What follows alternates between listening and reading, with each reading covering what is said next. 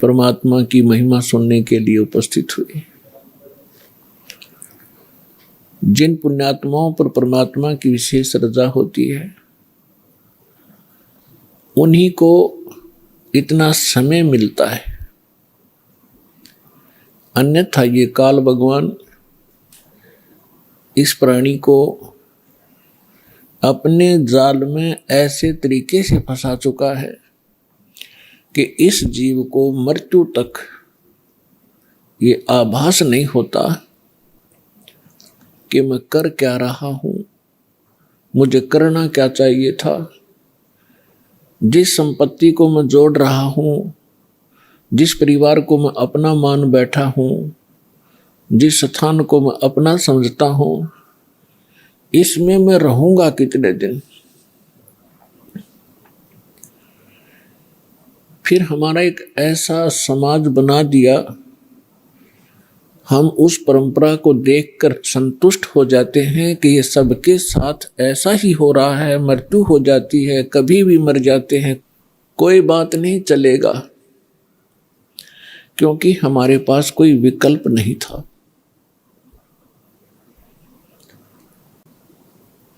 अब परमात्मा स्वयं आए, यथार्थ ज्ञान हमें बताया, तो हमारी कुछ आंखें खुली, क्योंकि ज्ञान से ही एक सतर्कता आती है, ज्ञान से ही रुचि बनती है, ज्ञान से ही दिशा बदलती है। और ज्ञान अधिकारी के मुख से उच्चरित होगा तो वो असर भी करता है।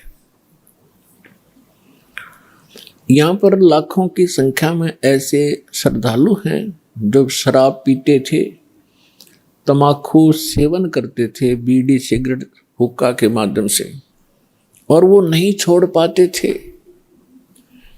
ये शिक्षा माता पिता और भी सभ्य समाज के लोग कहा करते हैं कि भी शराब नहीं पीनी चाहिए, तमाकू नहीं पीना चाहिए, अच्छी बात नहीं, लेकिन वो खुद भी पी रहे होते हैं।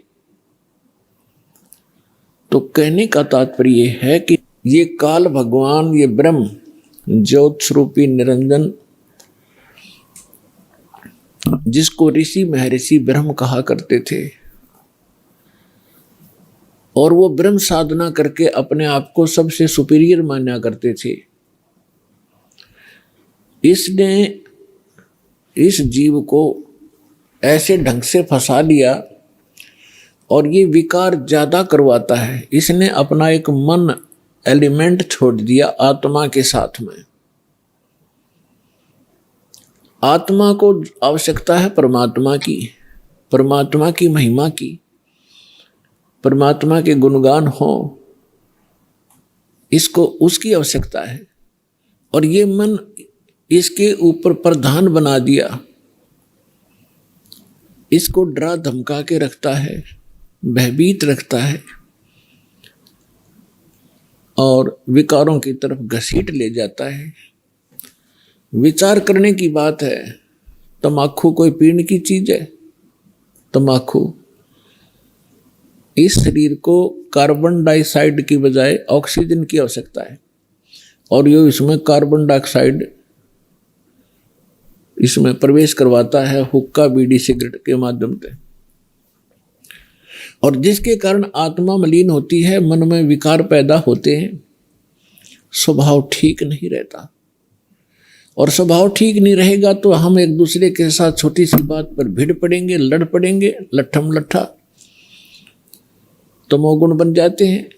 फिर शराब कोई पीने की चीज है जिसको पी के बेसुध हो जावा इंसान, और मांस कोई खाने की वस्तु है। अब हम कितनी स्पीड से इन बुराइयों को ग्रहण कर रहे हैं। तो काल ये चाहता है कि ये आत्मा परमात्मा की है और ये हमारे साथ प्रतिशोध ले रहा है। इस नालायक ने गलती खुद करी और फिर गलती हमने करी कि हम इसके साथ आ गए, इसके ऊपर आसक्त होकर के। इसने वहां ऐसी गलती करी जो ऐसे सच्चे लोक में अलाउड नहीं। एक युवा लड़की के ऊपर बदनीयत की और जिसका दंड इसको मिला कि वहां से निष्कासित किया गया। हम इसके साथ पहले ही चिपक चुके थे तो हम भी यहां फंस गए। तो इसने गलती स्वयं की और अक्षुब्ध भगवान से हो गया। हम उसके बच्चे परमात्मा के इसके साथ आ गए। इसने हमारी वो दुर्गति कर रखी है जिस समय आपकी या भांग उतर जाएगी या काल की भांग, जिसको तुम एक श्रेष्ठ काम समझ रहे हो, कोठी बनाना, बंगले बनाना, ब्याह शादी में बकवाद करना, गोटी लगाना, और ये ज्ञान जब आपके हृदय में समाएगा तो पता चलेगा आपको आप कैसा जीवन जी रहे हो। तो ये चाहता है कि जितने आप दुखी होगे परमात्मा उतना ही दुखी होता है। जिस माता पिता के बालक दुखी हो वो चैन से सो नहीं सकता, आहार भी नहीं कर सकता।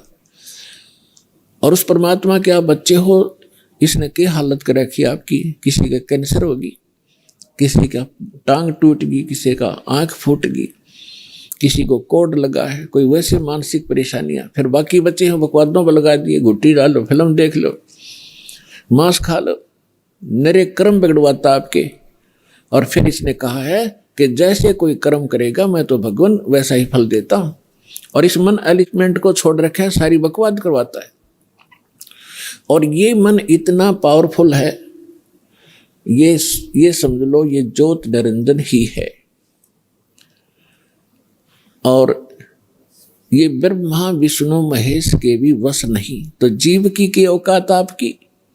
तो जब हम समर्थ की शरण में आते हैं फिर इसका प्रभाव हमसे हट जाता है और परमात्मा की भक्ति करने से आत्मा में शक्ति आती है।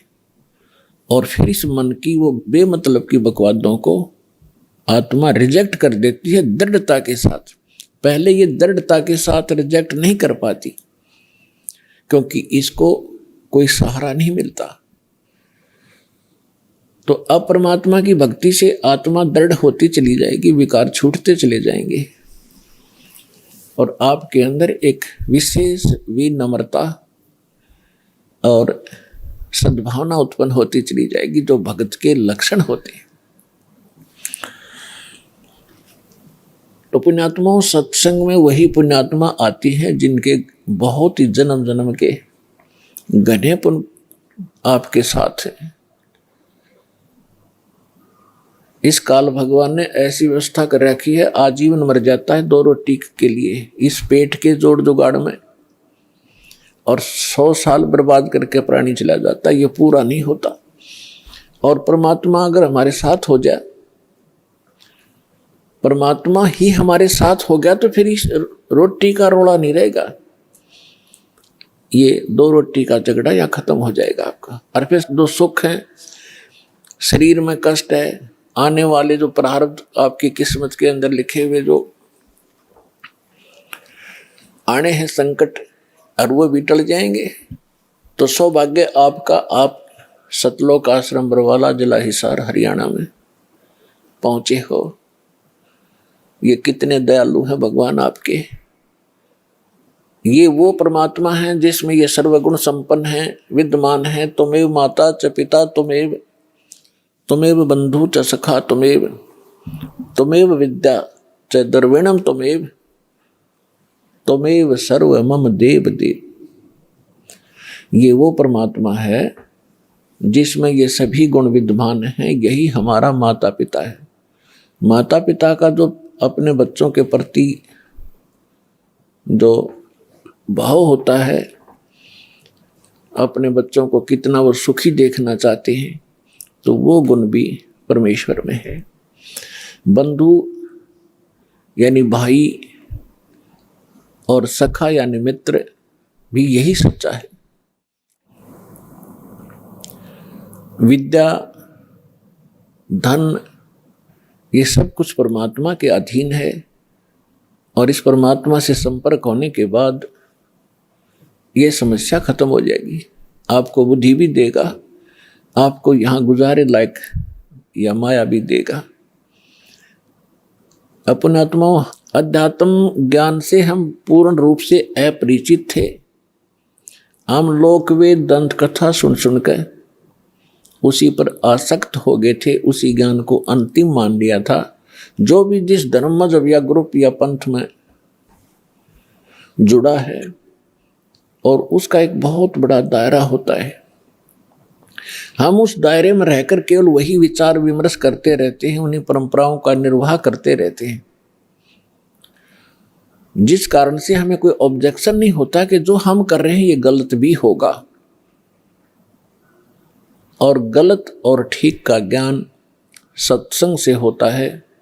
सत्संग स्वयं परमात्मा ही कर सकते हैं।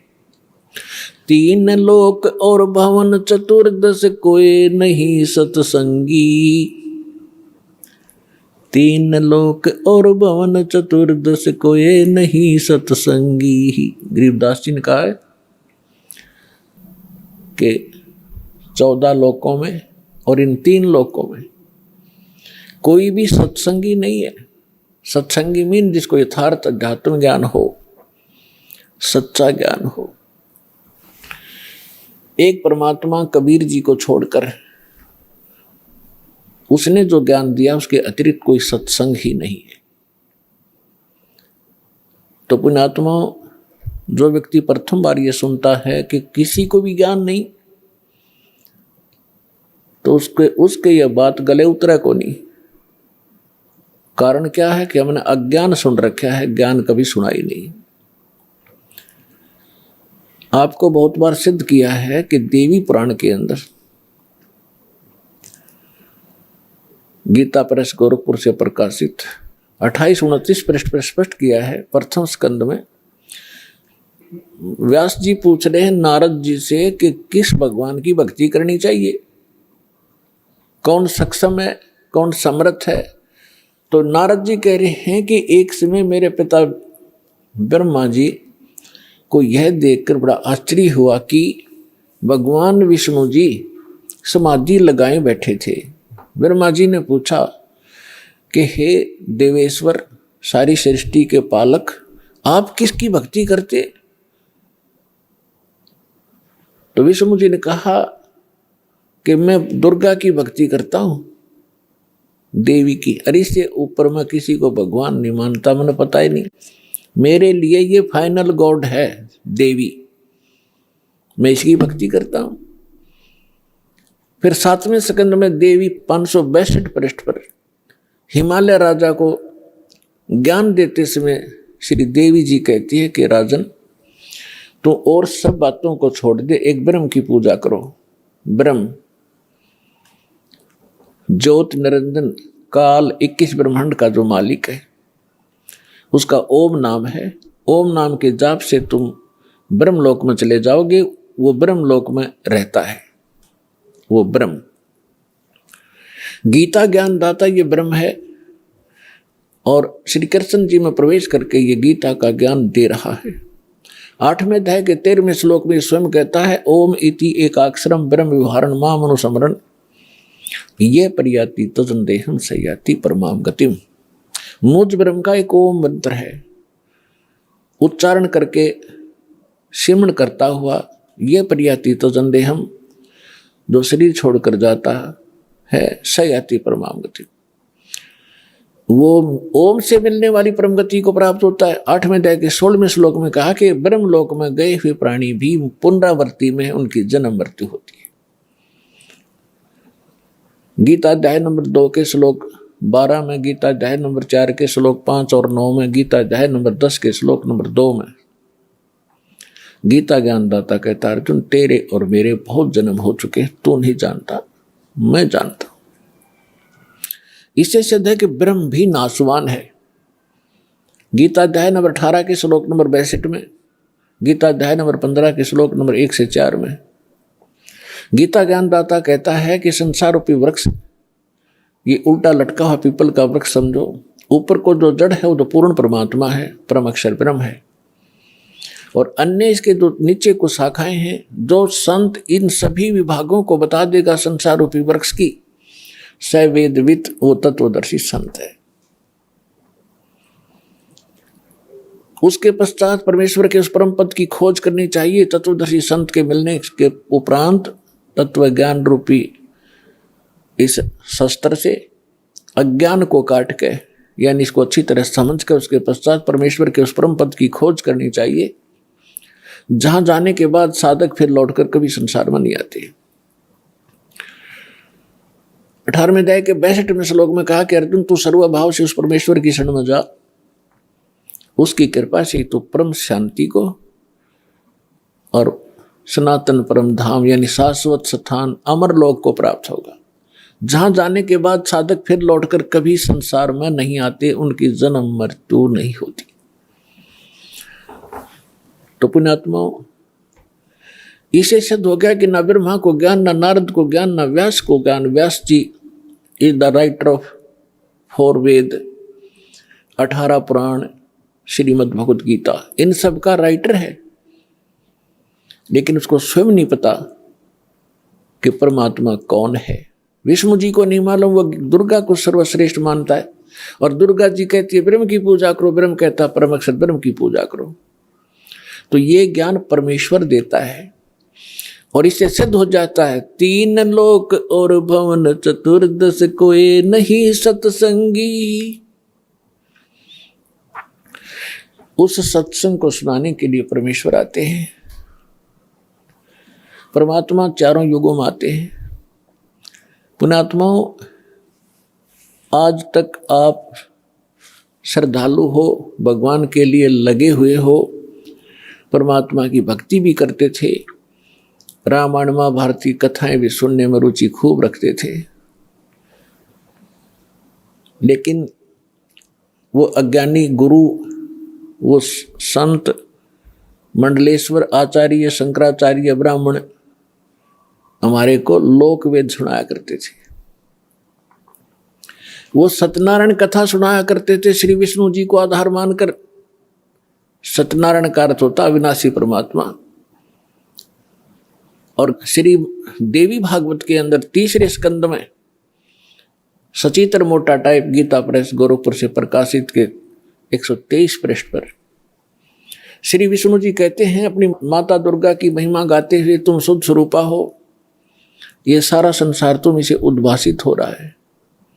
मैं ब्रह्मा और शंकर आपकी कृपा से विद्यमान है। हमारा तो आविर्भाव माने जन्म, तिरोभाव माने मृत्यु हुआ करता है। हम नित्य नहीं है, हम अविनाशी नहीं है, आप ही नित्य हो। जैसे इनकी बुद्धि काम करे थी, आप प्रकृति देवी हो। भगवान शंकर भी कहते हैं कि हे माता, यदि भगवान विष्णु के बाद उत्पन्न होने वाले ब्रह्मा भी आपके पुत्र हैं, तो मैं तमोगुणी लीला करने वाला शंकर क्या आपकी संतान नहीं हुआ? अर्थात मुझे भी जन्म देने वाली तुम ही हो। और ये हमारे शंकराचार्य आचार्य, ये नकली गुरु ब्राह्मण, ब्रह्मा विष्णु अजर अमर हैं, सर्वेश्वर हैं, कोई माता पिता नहीं है। खाक पढ़ा इन्हें सदग्रंथों को। ये खाक टीचर थे जिसने सिलेबस का ज्ञान नहीं, मूर्ख बना रखा था हमारे को। इस अज्ञान को हटाने के लिए स्वयं परमेश्वर आते हैं। 4 युग में मेरे संत पुकारे, को के कहा हम हेल रे, हीरे माणक मोती बरसे, ये जग चुगता ढेल रे। 4 युग में परमात्मा कहते हैं हम आए हैं, और अच्छी आत्माओं को मिलते हैं, उनको तत्व ज्ञान से परिचित कराते हैं। फिर वो मुझसे परिचित होकर के वो महापुरुष भी मेरी महिमा को यथार्थ रूप में सुनाते हैं, लेकिन कोई सुनने वाला नहीं होता, क्योंकि अज्ञान घना होता है। और परमात्मा कहते हैं हम भी, मैं भी आता रहता हूं प्रत्येक युग में भिन्न भिन्न रूप बना कर, और ये हमारे ज्ञान को ना सुन करके हम यथार्थ ज्ञान, यथार्थ भक्ति विधि रूपी हीरे मोती लालों की वर्षा करते रहते हैं, जगह जगह ज्ञान सुनाते हैं। लेकिन ये भोली आत्मा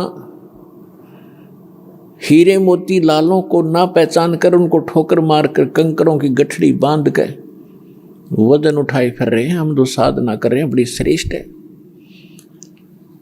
गीता अध्याय नंबर 16 के श्लोक 23 और 24 में स्पष्ट कर दिया है कि शास्त्र विधि को त्याग कर जो मनमाना आचरण करते हैं, मनमानी पूजाएं करते हैं, उनको न तो सुख होता है, ना उनका कोई सिद्धि प्राप्त होती है और न ही उनकी गति होती है। फिर साधना करते किस लिए? अब जितने भी हमारे धर्म गुरु हिंदू धर्म के क्या नाम देते? ओम नमः शिवाय, ओम नमः भगवते वासुदेव, हरे कृष्ण राधे राधे श्याम मिला दे, राम राम हरे हरे, संसर नामा विष्णु जी का। और घने चतुर और घने सुपीरियर मानते हो, कहते हो ओम ओम, बस ओम सबसे बड़ा नाम। तो पुण्यात्माओं, हरे राम हरे कृष्ण किसी भी सदग्रंथ में मंत्र नहीं, ओम नमः शिवाय किसी ग्रंथ में नहीं, ओम नमो भगवते वासुदेव किसी ग्रंथ में नहीं। जो शास्त्र अनुकूल साधना है वो परमेश्वर ने स्वयं आकर बताई है और अपनी उन प्यारी आत्माओं को बताई है। और उनको थोड़ी हिदायत दे दी थी कि जब तक इस कलयुग के अंदर ये बिजली पीढ़ी का समय नहीं आवे, इसको डिस्क्लोज ना करना, लिख देना। लिख रखी सभी महापुरुषों ने अपने अमृतवाणी में एफिडेविट लिख रखे हैं कि हम ये जाप करा करते हैं, ये मंत्र श्रेष्ठ है, इसी से मोक्ष संभव है। लेकिन सिलेबस को समझना स्टूडेंट के स्तर का काम नहीं है। पढ़ भी लेगा तो उसको समझ नहीं सकता, अप्लाई नहीं कर सकता। इसलिए टीचर गुरु की आवश्यकता होती है। तो जो गुरु रूप में परमात्मा आए थे, सतगुरु रूप में, फिर जिन महापुरुषों से मिले थे उनको अधिकार दिया था ज्ञान सुनाने का। और फिर अब इस दास को भेजा है इस पूरे कंप्लीट कोर्स को आप तक पहुंचाने के लिए, आपका मोक्ष कराने के लिए। क्योंकि अब वो समय आ गया, नहीं तो इस दास से बड़े बड़े महापुरुष पहले हुए हैं, लेकिन उस समय नहीं था क्योंकि आप अशिक्षित थे। और अशिक्षा का लाभ ये नकलियों ने हमारा उठाया, ये संस्कृत बोलते रहे। हमने सोचा बड़े विद्वान हैं, इन्होंने खूब जाना होगा सदग्रंथों को। हमने परमात्मा को भी ठुकरा दिया जिसमें 600 वर्ष पहले वो आकर ये ज्ञान सुनाया करते थे, जो आज सभी सदग्रंथों में ज्यों का त्यों पाया। तो पुण्यात्मा, 100 शुक्र मनाना उस परम पिता के। वहाँ ये आए, यहाँ आकर के उन्होंने कितने कष्ट झेले हमारे लिए।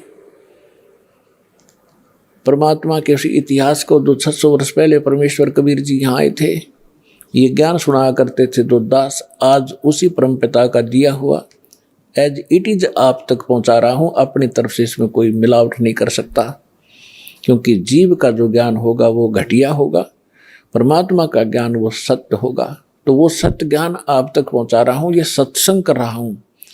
परमात्मा ने सत्संग किया था या उन महापुरुषों ने जो भगवान से मिले थे, लेकिन उनको रिजेक्ट कर दिया हमने, क्योंकि हम बालक थे, हम अशिक्षित थे, अनजान थे। आज परमात्मा ने आपको अक्षर ज्ञान कराया। ये अक्षर ज्ञान आपके लिए विष है। बेशक आप कितने विद्वान पाक गए हो, डॉक्टर, इंजीनियर, जज, वकील बन गए हो, भगवान की भक्ति नहीं है तो खाक है ये। एक रोजी रोटी तो कहीं चला ले इंसान, कल मृत्यु होगी, गधा अपने कुत्ता अपने का खाज लग गए, और क्या खाओगे फिर? आपको केवल इस ही जीवन का ज्ञान है, आपको भविष्य का, आगे का नहीं। आगे के ज्ञान बिना ये खाक ज्ञान है फिर। तो ये ज्ञान देना जरूरी था। मालिक को मालूम था कि बिगड़ेंगे ये। अहंकार हो गया आपके अंदर, 2 कौड़ी का 2 छोटा सा पोस्ट मिल जाए, फूला नहीं समाता, और कल मृत्यु होकर गधा बन जाए, क्या रे माटी होती है उसकी। तो परम, और पहले आप देखो पिछले इतिहास उठा के हमारे पूर्वजों के कितने विनम्र थे, कितनी दया थी उनके अंदर, कितने नेक विचार थे। और आज हम किस स्तर पर पहुंच चुके, इस विद्या की देन है। लेकिन मालिक को मालूम था कि मेरा ज्ञान ऐसा है, इनको फिर सेट कर देगा, लेकिन शिक्षा प्राप्त हुए बिना ये मुझे समझ नहीं सकते, इनका कभी कल्याण नहीं हो सकता। इसलिए आपको ये अक्षर ज्ञानदाता ने अनिवार्य समझा, तभी इस आग को आपके निकट नहीं आने दिया। 4 युग चले गए। अब इसका हम फायदा उठाएंगे। अब हम बकवादों में चल पड़े, टीवी देखते हैं, बेहुदे ढंग के कपड़े पहनते बहन बेटियां भी, और इसको बड़ा विकास मानते हो, अच्छे घरों की लड़कियां हैं। ये खाक है, ऐसे कार्टून बनकर निकलती हैं घर से, लड़के भी लड़कियां भी। तो इस विद्या की देन है ये। अब इस ज्ञान से हमें पता चलेगा, लज्जा आया करेगी हमें ऐसे ऐसे बकवाद करने में। और हम भगवान भजेंगे और अपना कल्याण करवाएंगे।